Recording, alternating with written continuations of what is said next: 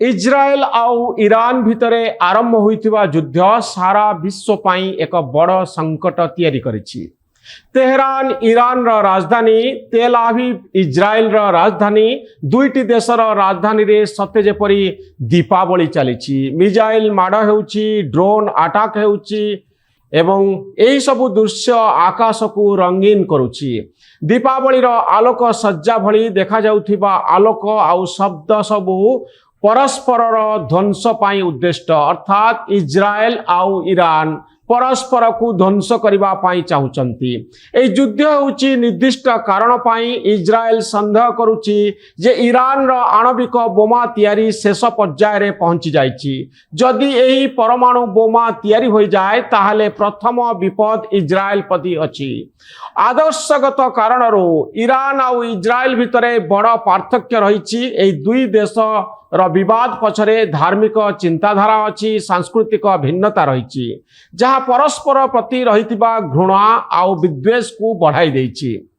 यह मध्य बहु वर्ष धरी दुई देश भितरे लड़िबार कारण पलटिछि।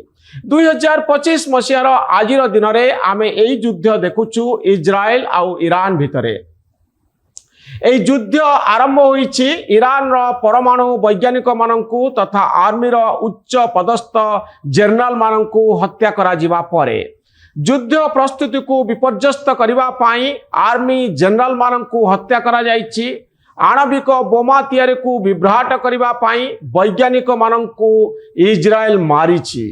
ईरान रो आर्मी जनरल आउ वैज्ञानिक माने इज्राएल द्वारा मृत्युवरण करिसंती, जहा ईरान आउ इज्राएल रो विवाद को बढ़ाई देछि। एबे देखिनंतु किभली भाबरे ईरान रो टॉप आर्मी जनरल आउ परमाणु वैज्ञानिक माने इज्राएल द्वारा मृत्यु मुखरे पड़िसंती। ईरान रो तेहरान, नाटांज, खुंडाब आउ खोरामाबाद रे फाइटर जेट आउ ड्रोन द्वारा इज्राएल आक्रमण करिछि। एही आक्रमण रे Islamic revolutionary guard commander Hussain सलामी, ईरानी सशस्त्र बाहिनी मुख्य मोहम्मद बागेरी मृत्यु घटी, जनरल पोलाम अली रशीद मृत्यु घटी, aerospace force commander Amir Ali Hajizadeh समेत 20 जन वरिष्ठ सामरिक अधिकारी प्राणहानि घटी। 20 जन वरिष्ठ सामरिक अधिकारी प्राणहानि घटी। इज्राएल अटैक करिछि ईरान उपरे। 2 जन परमाणु वैज्ञानिक फ्लोरेंस आबास और मोहम्मद तेहरानजी सहित 78 रु 138 जनकर मृत्यु होइछि। एही आक्रमण रे अनेक नागरिक, महिला और शिशुंकर मृत्यु घटी।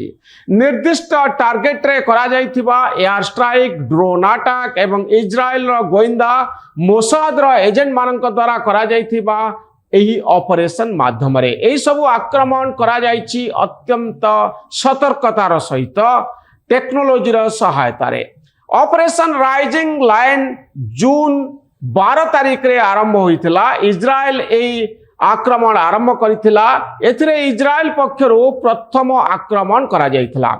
यार प्रति उत्तर रे ईरान ऑपरेशन टू प्रॉमिस 3 माध्यम रे यार जवाब देई तेल आविव उपरे आक्रमण कला। बालिस्टिक मिसाइल एवं ड्रोन रा शिकार हेला तेल आविव। 100 रु अधिक मिसाइल माड़ हेला तेल आविव उपरे, इज्राएल रा राजधानी उपरे। शह ड्रोन आक्रमण हेला एवं एई युद्ध एबे जारी रहिछि। केही जानि नांती यार परिणाम कोन हेबो। इज्राएल पछरे अमेरिका अछि, जहा या पाई एई देश पाई इज्राएल पाई सबुठारु बड़ शक्ति। ईरान रा सर्वोच्च नेता हेउचंती आयतुल्लाह अली खामेनी। इज्राएल को कठोरतम दंड देवा पाई से घोषणा करिसंती। इज्राएल रा एयरफोर्स पाखरे 200 रु अधिक एडवांस फाइटर जेट अछि, जहा भितरे F-35 अंतर्भुक्त। यह ईरान रा वायु प्रतिरक्षा को एयर डिफेंस सिस्टम को टार्गेट करि पारिबो। इज्राएल रा बहु स्तर रे डिफेंस सिस्टम 99% ईरान रा मिसाइल और ड्रोन को रोकिबा पाई समर्थ। इज्राएल पाखरे 80 रु 200 आणविक अस्त्र रहिछि। ईरान पाखरे 2000 रु 3000 बालास्टिक मिसाइल अछि। ईरान रो एई मिसाइल रो ना होउछि फत्ता-1, जहा इज्राएल पाखरे पहुंचीबा पाई समर्थ। ଇରାନ ପାଇଁ କେତେକ ଜିହାଦୀ ସଂଗଠନ ମଧ୍ୟ କାମ କରୁଛନ୍ତି। ସେମାନେ ହେଲେ ହିଜବୁଲ୍ଲା, ହୁତି ଏବଂ ଇରାକୀ ମିଲିସିଆ। ଇତିମଧ୍ୟରେ ଇରାନର ଆଣବିକ ପ୍ରତିଷ୍ଠାନ ଗୁଡ଼ିକ ଉପରେ ଇସ୍ରାଏଲର ଆକ୍ରମଣ ଜାରି ରହିଛି। ଅର୍ଥନୀତି ଦୃଷ୍ଟିରୁ ଇସ୍ରାଏଲ ଇରାନ ଠାରୁ ବହୁ ଗୁଣରେ ଅଧିକ। ଟେକ୍ନୋଲୋଜି ଦୃଷ୍ଟିରୁ ଛୋଟ ଦେଶ ହେଲେ ବି ଇସ୍ରାଏଲ ଇରାନ ଠାରୁ ବହୁ ଗୁଣରେ ଅଧିକ। କିନ୍ତୁ ଯୁଦ୍ଧ ସବୁବେଳେ ଯୁଦ୍ଧ। ଏହା କେବଳ ଦୁଇ ଦେଶ ମଧ୍ୟରେ ସୀମିତ ରହିବ ନାହିଁ। ଏହା ପୃଥିବୀର ସବୁ ଦେଶକୁ ପ୍ରଭାବିତ କରିବ, ପ୍ରତ୍ୟକ୍ଷରେ ଆଉ ପରୋକ୍ଷରେ। ଏଥିରେ କିଏ ଜିତିବ କିଏ ହାରିବ ବଡ଼ କଥା ନୁହେଁ।